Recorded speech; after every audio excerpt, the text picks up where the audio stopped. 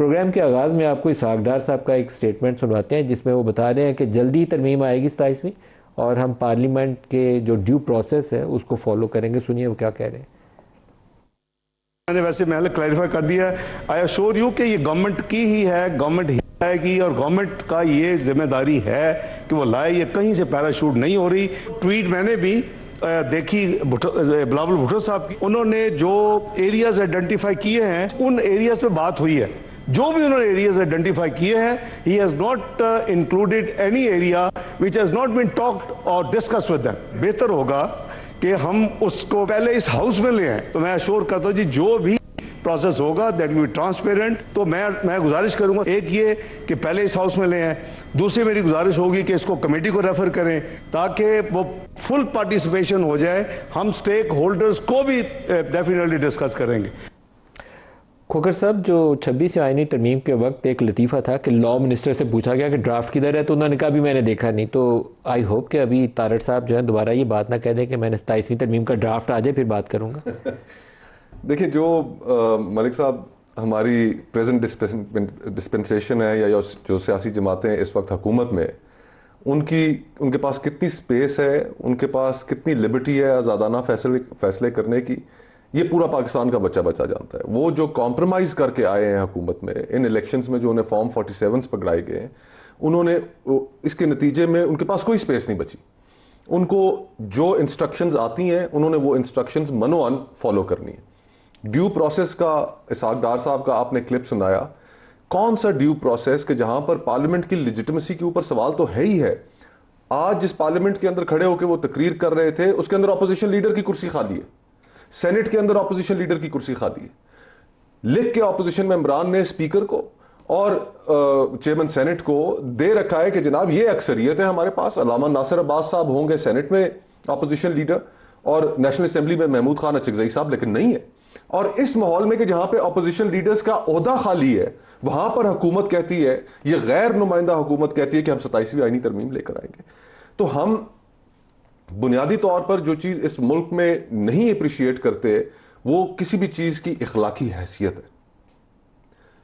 قوانین کی, پارلیمان کی جب تک اخلاقی حیثیت نہیں ہوگی لوگ نہیں تسلیم کریں گے, لوگ نہیں مانیں گے. آپ وقتی طور پر تو ان کو نافذ کر سکتے ہیں, وقتی طور پر لوگوں کے گلے کے سے نیچے ان کو گزار سکتے ہیں زبردستی, لیکن ایونچولی یہ چیزیں انڈو ہونی ہے. 26 کانسٹیٹیوشنل امینڈمنٹ آپ دیکھ لیں, اس وقت ہمیں یہ بتایا گیا, پاکستان کے سامنے یہ مقدمہ بنایا گیا کہ جی انصاف کی فراہمی کے لیے بہت ضروری ہے کہ یہ کانسٹیٹیوشنل بینچ بنے. لیکن نتیجہ کیا نکلا؟ نتیجہ یہ نکلا کہ آج ایگزیکٹو کو مکمل دسترس حاصل ہو گئی ہے عدلیہ کے اوپر, ان کی اپوائنٹمنٹس کے اوپر. اور یہ جو بلاول صاحب نے جو ٹویٹ کی, اس کے اندر 7 چیزوں کا انہوں نے ذکر کیا. جی پرابلم میں ہے عمر چیمہ اور شبلی فراز اچھے چہرے ہیں تو جیل میں کیوں ہیں؟ دیکھیں وہ تو اب ان کو اپنا کیس فائٹ کرنا ہے. دیکھیں ایسا تو نہیں ہو سکتا کہ کئی دفعہ آپ اگر مجھ سے آپ پوچھیں 15-16 سال کی جو لائف ان کے میں نے گزاری ہے, میں تو شبلی فراز کو بہت اچھا آدمی سمجھتا ہوں, اور عمر چیمہ کو بھی میں بہت اچھا, بہت زبردست آدمی سمجھتا ہوں. اس میں میری دو رائے نہیں ہے اس کے اندر. سر پھر ان کو چھوڑ دینا چاہیے نا. دیکھیں سر, میرا خیال ہے جب ٹرائل ہوگا تو ان کو چھوٹ جانا چاہیے.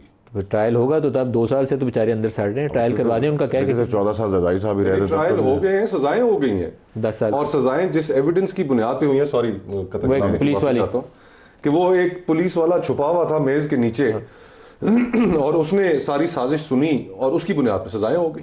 سر وہ تو یہ اگر ایویڈنس ہوگی, دیکھیں پروسیکیوشن جو تھی اس کے اوپر اعتراض, لیکن جو پروسیکیوشن ہوئی ہے 9 مئی کو بہانہ بنا کر اتنے لوگوں کے ساتھ پروسیکیوشن ہوئی ہے کہ جس کے بعد پھر اس کی جسٹیفیکیشن رہ نہیں جاتی. ابھی بھی میرے بھائی نے جو بات کی کہ جی پھینٹے کے لیے تیار رہیں, یہ پاکستان کے اندر یہ جو اب ایک کلچر بن گیا ہے کہ جس کے اندر نیچے سے لے کر اوپر تک ہر بندے کی یہی خواہش ہے کہ میرے ہاتھ میں ڈنڈا ہو اور میں اپنے مخالف کا بس پھینٹے پہ پھینٹا لگاؤں. یہ دائروں کا وہ سفر ہے. 90 کی دہائی کے اندر ہم نے یہ پھینٹے والی سیاست دیکھی اور پھر اس کے کانسیکوینسز بھی ہم نے دیکھے. ہم نے سیاست کو واپس اپنی جگہ پر لے کر آنا ہے اور اس کے لیے یہ انوائرمنٹ کریٹ کرنی پڑے گی کہ جس میں ہم پھینٹے والی گفتگو سے بچیں. سر نہیں جس کے اندر نہیں بچ سکتے. اگر نہیں بچ سکتے, اور پھر سارا نظام فرینکلی آج یہ جتنا کانسٹیٹیوشنل امینڈمنٹ 27 کی جو باتیں ہو رہی ہیں اس کے 2 حصے ہیں ملک صاحب. Sir P T I, Noon league اور پیپلز پارٹی, یہ 3 جماعتیں برابر کی 33% تینوں کا حصہ دے دیں تو 99% ان کے حصے میں آئے گا. تینوں برابر کی اس پھینٹے والی سیاست کی ذمہ دار ہے. تو یہ اپنا رویہ بدلنا پڑے گا نا. اور دو جماعتوں نے تو اس کی قیمت جب ادا کی تو اس کے بعد وہ 2006 میں بیٹھے اور انہوں نے آپس میں ایک میثاق جمہوریت سدھرے نہیں. یہ بات ٹھیک ہے, وہ دونوں جماعتیں نون ووٹ کو عزت دو, میثاق جمہوریت, پیپلز پارٹی, سارے پیچھے ہٹ گئے.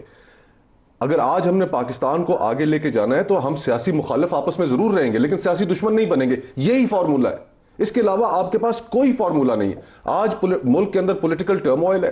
اس ٹرموائل کی وجہ سے آپ کے لوگ جوان ملک چھوڑ کر جا رہے ہیں, آپ کی اکانومی دگرگو حالت میں, آپ کے پاس بے روزگاری کی انتہا ہے. یہ پولیٹیکل ٹرموائل جب تک نہیں ختم کریں گے کوئی انویسٹمنٹ نہیں کرے گا آپ کے ملک میں. فورن کمپنیز آپ کو, بڑی بڑی کمپنیز آپ کو چھوڑ کے جا رہی ہیں. آج میں ایک آرٹیکل پڑھ رہا تھا کہ جس کے اندر پاکستانی بزنس مین یہ ملک چھوڑ کر جا رہے ہیں, سری لنکا میں انویسٹ کر رہے ہیں, دبئی میں فیکٹریاں لگا رہے ہیں, اپنے ملک میں کیوں نہیں؟ سر وہ تو ایک فنڈامنٹل اب یہ ریالٹی ہے کہ پاکستان میں manufacturing is not a viable business, کیونکہ آپ کی انرجی کی کاسٹ اتنی اوپر چلی گئی ہے, ٹیکس ریٹس اتنا اوپر چلے گئے. یہ سارا اسی وجہ سے ہے ملک صاحب کہ ہم پائے کا سائز نہیں بڑا کر سک رہے. ابھی اگر ہم این ایف سی کی بات کرتے ہیں جو کہ 27ویں ترمیم کا حصہ ہے, تو اس کے اندر سب سے پہلی چیز وفاق نے اگر اپنا مقدمہ صوبوں کے سامنے رکھنا ہے تو وفاق پہلے یہ بتائے اپنی شاہ خرچیاں کم کی ہیں.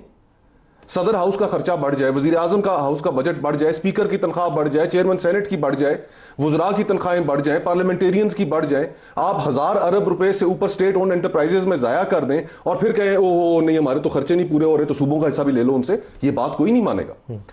آپ کو پہلے خود کر کے دکھانا پڑے گا کہ آپ فسکل ڈسپلن لانے کے لیے سیریس ہیں. آپ بینکوں سے قرضہ لینا چھوڑیں, وہ آپ ختم کر نہیں رہے. کوئی بڑی ریفارم انیشیٹو لے ہی نہیں سکی حکومت, ریفارم ہے ہی نہیں اور وہ کر بھی نہیں سکیں گے. اور پھر جو باقی ماندہ جو نظام ہے اس کے اندر آپ انڈیپینڈنس آف جوڈیشری کو بالکل ہی ختم کر رہے ہیں. اب یہ جو 3 باتیں ہیں, کانسٹیٹیوشنل کورٹ, پھر اس کے ساتھ جو جڑی بات ہے کہ ٹرانسفر آف ججز ہائی کورٹ کے, اور پھر اس کے ساتھ ایگزیکٹو میجسٹریسی. اب ایگزیکٹو میجسٹریسی جو ہے یہ انگریز کے دور کا قانون تھا. اور ایگزیکٹو میجسٹریسی میں ہوگا کیا, تھوڑا ایکسپلین کر دیں کہ وفاقی حکومت کو اور صوبائی حکومتوں کو اختیار مل جائے گا. اختیار مل جائے گا کہ کسی بھی شخص کو اندر کر دیں. بالکل.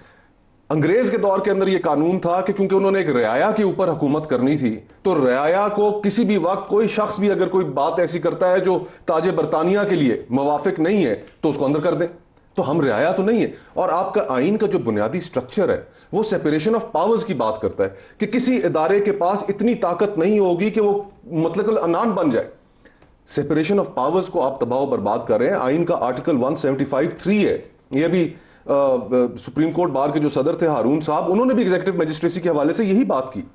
پھر آپ جب ٹرانسفر اینڈ پوسٹنگز کریں گے ججز کی, ان کو ڈی سی اے سی کی طرح اٹھا کے کسی کو کوئٹہ پھینکیں گے, کسی کو آپ پشاور پھینکیں گے, تو اس کو تو ہر وقت یہی دھڑکا لگا رہے گا کہ یہ میرے ساتھ ہوگا کیا, تو میں نے تو حکومت کے خلاف کوئی فیصلہ نہیں دینا. اور پھر کانسٹیٹیوشنل کورٹ میں ڈگڑا لگانے کے لیے تو یہ سارا کچھ کر رہے ہیں ملک صاحب. پھر کانسٹیٹیوشنل کورٹ میں 70 سال عمر رکھ رہے ہیں, ٹیمپٹیشن کریٹ کر رہے ہیں ایگزسٹنگ ججز کے لیے کہ آپ ریٹائرمنٹ کے بعد 5 سال آپ کے لیے مزید تیار ہیں جناب, ہمارے خلاف لیکن فیصلہ نہیں دینا. چند روز پہلے کھوکھر صاحب جب پرائم منسٹر گئے ہیں پریزیڈنٹ ہاؤس میں, تو اس کے بعد پتہ ہی ہمیں چلا کہ حکومت یہی جو رواں ہفتہ چل رہا ہے اسی ہفتے میں اس ترمیم کو لا کے پاس بھی کروا کے تو سارا کچھ فارغ کرنا چاہتی ہے. وہ کچھ اٹک گیا معاملہ, شاید کچھ لوگوں نے تجویز دی کہ پہلے اس پہ مشاورت کر لیں پھر آگے چلتے ہیں. تو ابھی بھی میرے خیال میں 8-10 روز 15 روز سے زیادہ کی یہ گیم نہیں ہے. نمبرز ان کے پاس ہیں, کر لیں گے. جلدی اتنی کیوں ہے؟ ترمیم آئین کے اندر کرنے کے لیے تو اوپن ہاؤس ڈیبیٹ ہونی چاہیے, پارلیمنٹ کے فلور کے اوپر لائیو لوگوں کو دکھائیں, کیونکہ اب فنڈامنٹلی بہت کچھ چینج کرنے جا رہے ہیں. اچانک سے ایسی کیا ضرورت ہے, ایمرجنسی کیوں ہے؟ میرے خیال سے ایک تو 30 نومبر کو ایک ریٹائرمنٹ ہو رہی ہے سپریم کورٹ میں. کس کی ہو رہی؟ کانسٹیٹیوشنل بینچ کے جو سربراہ ہیں. اچھا. تو یہ ایک پریزیوم کیا جا رہا ہے کہ اسی لیے جلدی کرنی ہے تاکہ فردر اپوائنٹمنٹ ان کی کانسٹیٹیوشنل کورٹ میں ہو سکے. اور اس میں اگر ججز کی ایج زیادہ ہوگی تو وہ آبویسلی کمپیٹنٹ ہوں گے وہاں پر جانے کے لیے. یہ ابھی ایک مطلب خیال رہی ہے, اس خبر نہیں ہے ابھی یہ. اور پھر اسی طرح 243 ہے جو جس کے اندر ترمیم کی بات کی ہے بلاول صاحب نے کہ اس میں بھی ترمیم آ رہی ہے. تو وہ بھی ایک امپورٹنٹ ترمیم ہوگی. اب ہمیں ساری اسپیکولیشنز ہیں, ہمیں کوئی اندازہ نہیں ہے, ڈرافٹ سامنے آئے تو پھر پتہ چلے.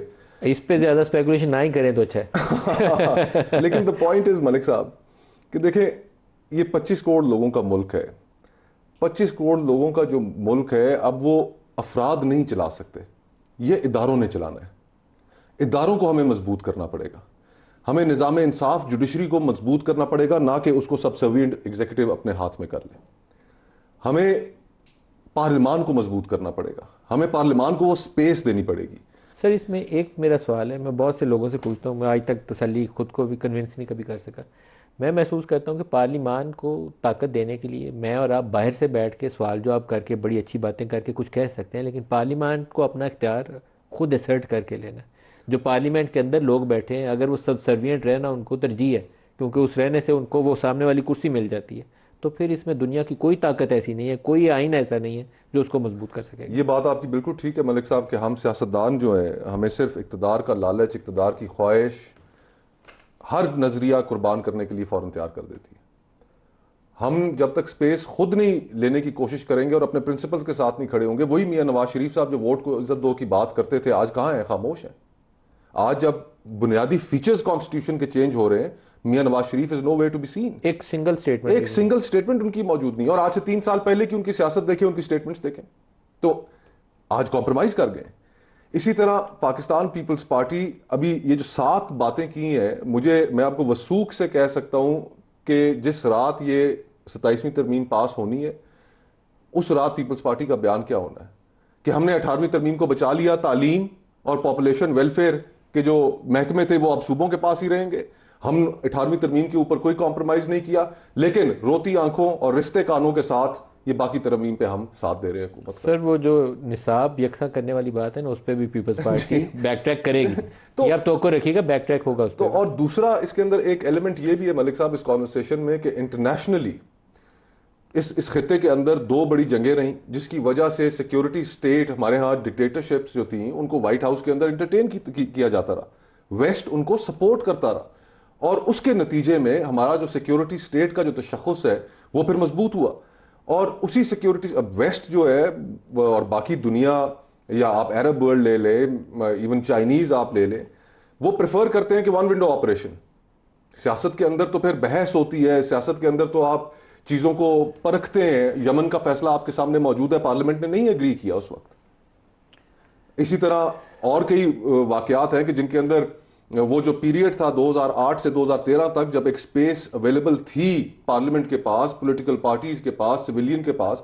مجھے سلالہ کا انسیڈنٹ یاد ہے, اس نظام کا میں اس وقت حصہ تھا, قریب سے چیزوں کو دیکھنے کا موقع ملا جب ہمارے فوجی شہید ہوئے امریکن فائرنگ میں اور بمبارڈمنٹ میں.